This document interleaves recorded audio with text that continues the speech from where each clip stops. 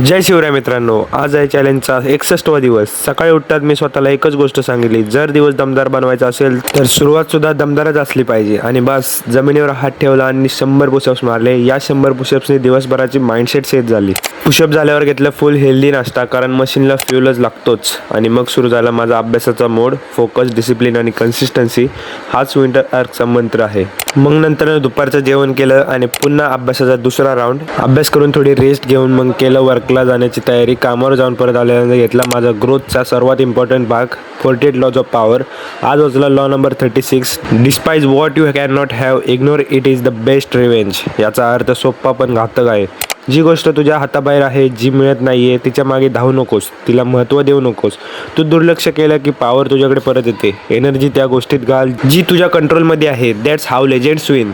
रात्री जेवण करून मी आजचा दिवस क्लोज केला। आज मनात एकच वाईब, उद्याचा दिवस आणखी मजबूत करायचा आहे।